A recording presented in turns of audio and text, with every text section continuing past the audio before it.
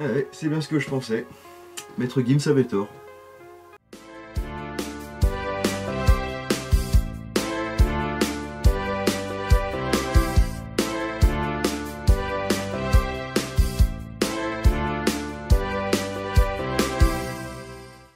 Et salut tout le monde, aujourd'hui on va parler de l'univers de Black et Mortimer.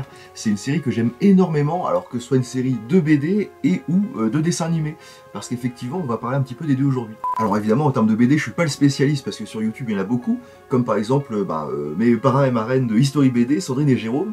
D'ailleurs je voulais savoir, vous connaissez Black et Mortimer vous? Non. Non. Non mais promis, logiquement ils sont spécialistes de la BD, hein. Faut jamais me laisser les rushs. Non, blague à part, en fin de compte, Black et Mortimer, c'est une série qui a été réalisée, ou plutôt des bandes dessinées qui ont été réalisées par Edgar P. Jacobs, qui était belge. Ça a commencé à sortir dans les années 50, et c'est vraiment un super univers. Alors évidemment, niveau BD, il y a eu pas mal de rééditions. Là par exemple, vous voyez, j'ai une réédition de 1972. Alors ça se compose un petit peu comme ça. Voilà, avec à l'arrière toujours c'était un encadré jaune comme ça, avec les deux personnages ici. Après, bon, dans les dessins, ça change pas grand chose, vous voyez, hop, on a des trucs un peu comme ça. Et alors par contre, il y a un truc qui peut rebuter un petit peu de prime abord, c'est que, hop, dans ces ouvrages-là, comme vous pouvez le voir, il y a beaucoup de choses à lire. Mais moi j'aime bien, alors c'est vrai que c'est un petit peu serré, comme dirait justement mon amie Sandrine. Je sais qu'elle aime pas trop les BD serrés, elle, comme ça. Mais moi j'aime assez, c'est vrai que c'est quand même... puis les dessins sont vraiment superbes. Mais c'est vrai que je peux comprendre que ça puisse rebuter. Mais moi j'aime bien. Donc voilà pour cette première réédition qui est sortie en 1972 aux éditions du Lombard. Mais on a aussi, à partir de 88, de très belles rééditions, comme celle-là, L'énigme de l'Atlantide, que j'aime beaucoup. C'est réalisé par Dargaud cette fois-ci, et en un peu plus grand format. Hop, vous voyez, par exemple, si je les mets côte à côte, hop, je les mets bord à bord, et bien ça dépasse un petit peu, Il est vrai que j'ai une petite préférence pour les plus grandes BD comme ça. Après, bon bah ça change pas grand-chose, on a quand même beaucoup d'images, beaucoup de textes. Comme on l'a vu tout à l'heure, même si c'est peut-être un peu plus espacé, quoique, vous voyez, il y a pas mal de choses comme ça.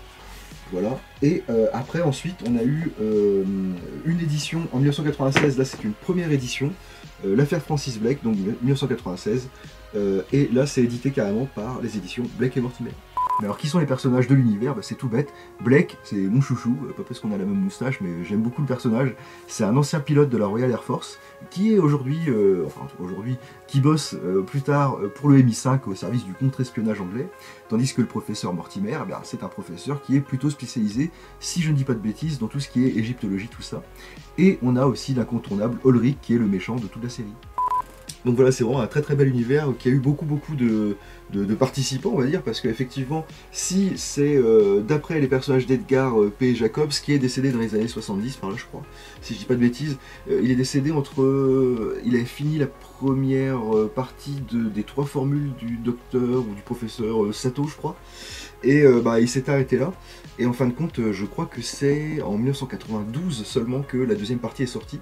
Et après, il a fallu attendre 1996 pour avoir, donc, comme je le disais, l'affaire Francis Blake. Et celui-là, il date de 2001, il est pas mal du tout.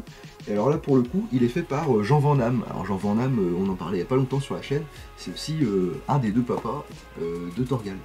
Donc voilà, là on a fait un petit peu succinctement la partie BD, parce que je ne vais pas faire une vidéo super longue, logiquement tout le monde à peu près connaît Black et Mortimer.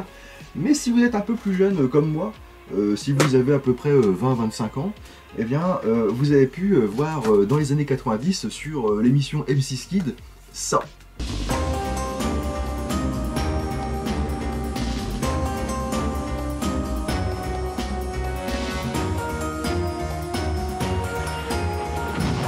Alors je parlais d'M6 Kid, mais c'était aussi passé un petit peu avant sur les minicums, et encore un petit peu avant, à la date de création en fait en 1997 sur Canal+.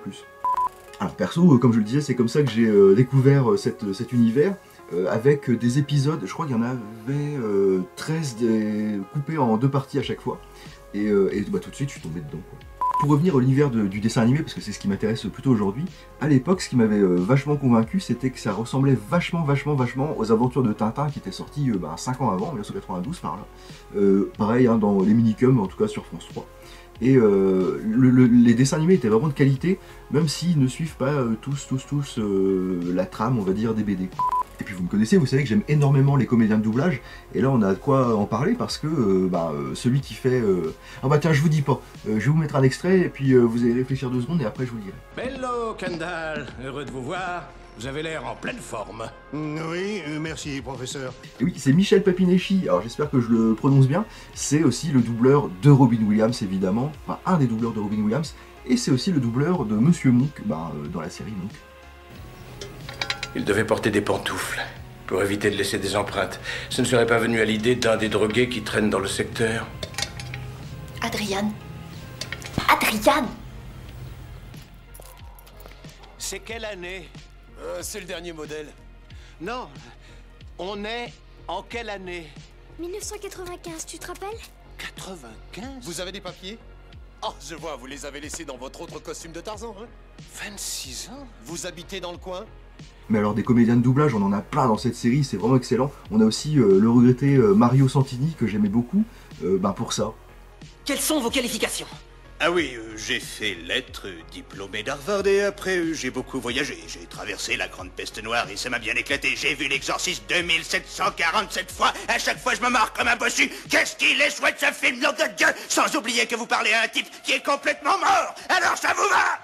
Alors pour les citer aussi, comme ça on aurait fait un petit point complet, il y a aussi Jean-Claude Sancho, Daniel Fourcade et Hervé Bellon. Alors Hervé Bellon, pardon. Hervé Bellon, c'est celui qui faisait Mahoney dans Police Academy.